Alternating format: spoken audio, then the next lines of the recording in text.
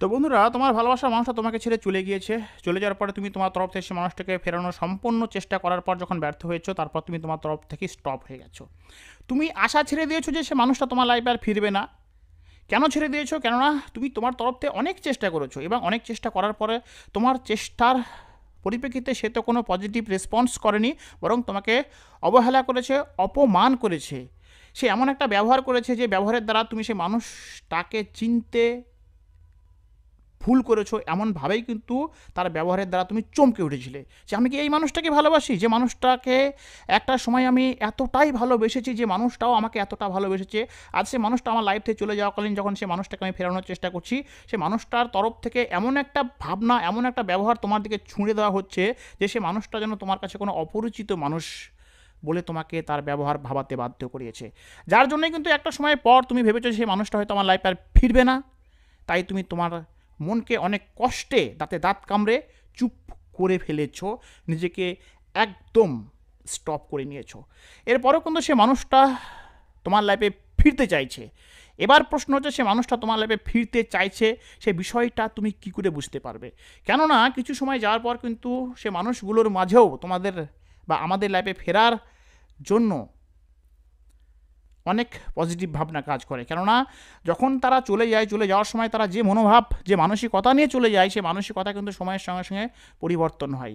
আমরা অনেক সময় যেটা পাই সেটাকে পাওয়া নিয়ে কিন্তু আমরা সন্তুষ্ট থাকি না। আমরা মনে করি কি এর থেকেও হয়তো ভালো কিছু আমরা পেতে পারি। বাট যখন আমরা সেই বিষয়টাকে ছেড়ে দিয়ে চলে যাই, চলে যাওয়াকালীন যে ভাবনা নিয়ে, যে কাল্পনিক ভাবনা নিয়ে সামনে পা বাড়াই, সামনে পা বাড়িয়ে যখন বাস্তবিকতার সম্মুখীন হই এবং বাস্তবিকতার সম্মুখীন হওয়াকালীন যখন আমরা আমাদের ভাবনা অনুযায়ী সেই বিষয়গুলোকে পাই না, তখনই কিন্তু আমরা আমাদের ভুল সম্পর্কে জানি এবং আমরা ভুল সম্পর্কতে অবগত হই। তখন আমরা অনুশোচনায় ভুগি এবং তখনই কিন্তু আমরা আমাদের পুরনো ভালোবাসার মানুষটার কথা মনে করি এবং সে ভালোবাসার মানুষটার কাছে ফিরে যাওয়ার জন্য বাহানা খুঁজি। তো আজকের ভিডিওতে আমি তোমাদেরকে বলবো, তোমার ভালোবাসার মানুষটা তোমার লাইফে ফিরতে চাইছে, তোমার লাইফে ফিরতে চাইছে, সে বাহানা খুঁজছে। কোন প্রক্রিয়ার দ্বারা তোমার লাইফে ফিরবে? কেননা সে ডিরেক্টলি তোমার লাইফে ফিরতে পারছে না, তার মনেও ভয় রয়েছে। এটাই ভয়ের মূল কারণ। যখন সে তোমাকে ছেড়ে চলে গিয়েছিল, তুমি তাকে ফেরানোর খুব চেষ্টা করেছো এবং তোমার চেষ্টার ফলে সে মানুষটা তোমার লাইফে তো ফিরেইনি, বরং তোমার সঙ্গে এমন পাশবিক আচরণ করেছে, এমন নোংরা ব্যবহার করেছে, তোমাকে এমন অবহেলায় ভুগিয়েছে, তোমার প্রতি এমন অবিচার করেছে, যার জন্য কিন্তু সে মানুষটা রিগ্রেট ফিল করছে। তার মনে একটা ভয় কাজ করছে যে সে নিজে থেকে তোমার লাইফে যদি ফিরে আসে, তুমি তাকে বরণ করে নেবে কি না। তৎস সে একটু ইগোইস্টিক পারসন, সে মানুষটা তোমার কাছে নত হতেও চাইছে না। বাট সে কিন্তু অনেক সংকেত বা সাইনের দ্বারা তোমাদেরকে বুঝিয়ে দিচ্ছে যে তার মনের মাঝে বর্তমান তোমাকে নিয়ে পজিটিভ ভাবনা কাজ করছে, সে নিজে ভুল বুঝতে পেরেছে, সে তোমার লাইফে ফিরতে চাইছে। তো আমি আজকের ভিডিওতে তোমাদেরকে সাইন বা সংকেত এমন কিছু বলবো না, কেননা এ নিয়ে অলরেডি অনেক ভিডিও আমি বানিয়েছি। আজকের ভিডিওর মেন বিষয়বস্তু হচ্ছে, সে মানুষটার মনে তোমার সম্পর্কে ভালোবাসা জেগেছে, সে মানুষটা তোমার লাইফে ফিরতে চাইছে। এক কথা, এক্স তোমার লাইফে ফিরতে চাইছে। তার এমন কি বিষয়, মানে তার ব্যবহারিক এমন কি বিষয়ের দ্বারা তুমি বুঝতে পারবে যে হ্যাঁ, সে মানুষটা তোমার লাইফে ফিরতে চাইছে, সে মানুষটার মনে তোমাকে নিয়ে পুনরায় ভালোবাসা জেগেছে। তার প্রথম মাধ্যমই হচ্ছে, সে মানুষটা দেখবে তোমার পছন্দ মাফিক কাজ করবে। পছন্দ মাফিক কাজ অর্থে, যখন তোমার সঙ্গে তার সম্পর্কটা ভালো ছিল, বর্তমানে সে তোমার এক্স পার্টনার হয়ে গেছে। একসময় যখন তার সঙ্গে তোমার সম্পর্কটা ভালো ছিল, যখন সে তোমাকে ভালোবাসতো, তুমি তো এখনও তাকে ভালোবাসো, তোমাদের ভালোবাসার সম্পর্কটার মধ্যে যখন মধুরতম সময় ছিল, তখন তুমি সে ভালোবাসার মানুষটিকে অনেক বিষয় বলেছিলে যে দেখো, আমার না এই বিষয়টা ভালো লাগে। উদাহরণস্বরূপ, আমার লাল রঙটা ভালো লাগে, বাট তার লাল রঙ ভালো লাগে না। তুমি না অমুক বন্ধুটার সঙ্গে মেশো না, কেননা সেই বন্ধুটা ভালো না। অ্যাকচুয়ালি তার সেই বন্ধুটা ভালো না, বাট তোমার কথা সে শোনে না, সে তবুও সেই বন্ধুটার সঙ্গে মেশে। তুমি তাকে বলতে, আমার না শাহরুখ খানের সিনেমা ভালো লাগে, তার শাহরুখ খানের সিনেমা ভালো লাগে না, কারণ তার সালমান খানের সিনেমা ভালো লাগে। মেন কথা, তোমার পছন্দগুলোকে সে ইম্পর্টেন্ট দিত, তার পাশাপাশি তোমার পছন্দের পাশাপাশি সে নিজের পছন্দগুলোকেও তোমাকে বলতো।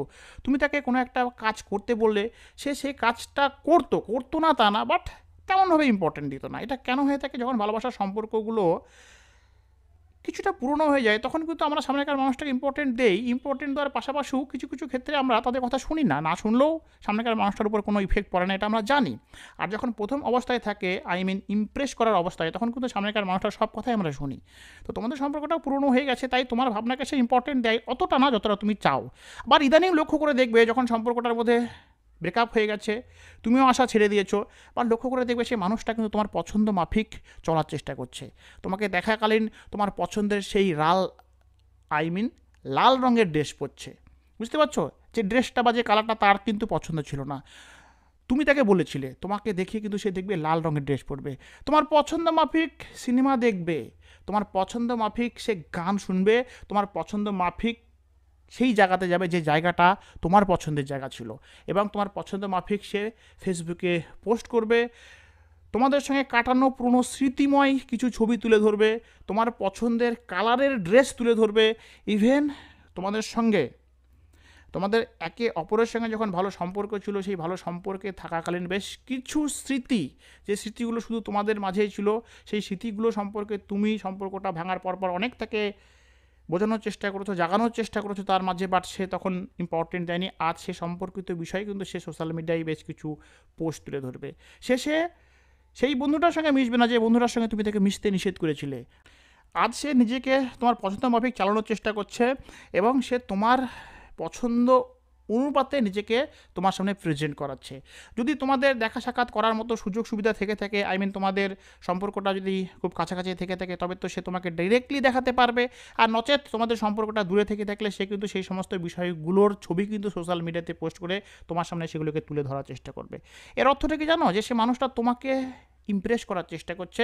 যেভাবে সম্পর্কটার প্রথম থেকে আমরা সামনেকার মানুষটাকে ইমপ্রেস করার জন্য তার পছন্দ মাফিক চলার চেষ্টা করি, এখন কিন্তু সে মানুষটা পুনরায় তোমার সম্পর্কে তার মনের মাঝে ভালোবাসার উদয় হয়েছে, সে মানুষটা নিজের ভুল বুঝতে পেরেছে, সে মানুষটা রিগ্রেট ফিল করছে, সে মানুষটা তোমার লাইফে ফিরতে চাইছে, বাট সে মানুষটা যেহেতু তোমাকে একসময় অবহেলা করেছে, তোমার প্রতি অবিচার করেছে, তাই সে ডিরেক্টলি তোমার কাছে আসতে পারছে না, বাট সে তোমাকে বুঝিয়ে দিচ্ছে তোমার পছন্দ মাফিক চলে, তোমার পছন্দ মাফিক ড্রেস পরে, তোমার পছন্দ মাফিক নিজেকে তোমার সামনে প্রেজেন্ট করে, বা দূরবর্তী সম্পর্ক থেকে থাকলে ফেসবুকে প্রেজেন্ট করে সে এটা বোঝাতে চাইছে যে তার মনে তোমার সম্পর্কে আবারও ভালোবাসা জন্মেছে।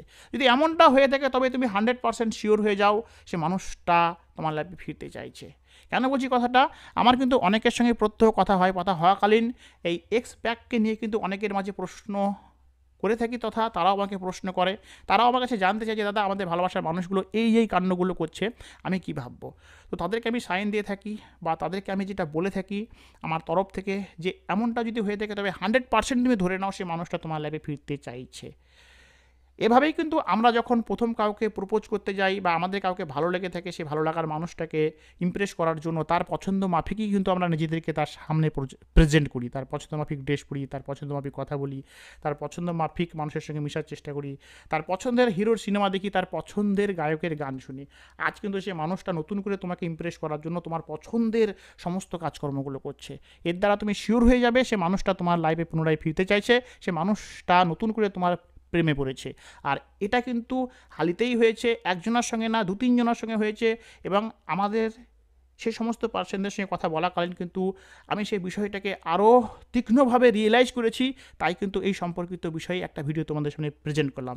যদি তোমাদের মাঝে এমনটা হয়ে থাকে, বা তোমরা যদি এমনটা দেখে থাকো, তবে কোনো রকম ভুল নেই, গ্যারান্টি তোমাকে বলছি সে মানুষটার মাঝে তোমাকে নতুন করে ভাবনার উদয় হয়েছে, সে মানুষটা নতুন করে তোমার প্রেমে পড়েছে, তোমার এক্স তোমার লাইফে ফিরতে চাইছে, শুধু সময়ের অপেক্ষা। নিজেকে একটু ধৈর্য ধরো, দেখবে সে মানুষটা নিজে থেকেই তোমাকে আবারও প্রপোজ করবে, প্রথম সম্পর্কের মাঝে যেভাবে প্রপোজ করেছিল। সো আজকের ভিডিওটা কেমন লাগলো কমেন্টে জানিও, ভিডিও ভালো লাগলে লাইক কমেন্ট শেয়ার করো, এবং তুমি তোমাদের তরফের কোনো প্রশ্ন থাকলে কমেন্ট করো। লাইভে আসবো, লাইভে আসাকালীন তোমরা তোমাদের তরফের প্রশ্ন আমার দিকে ছুড়ে দিতে পারো, আমি উত্তর দেবো। ততক্ষণের জন্য বাই।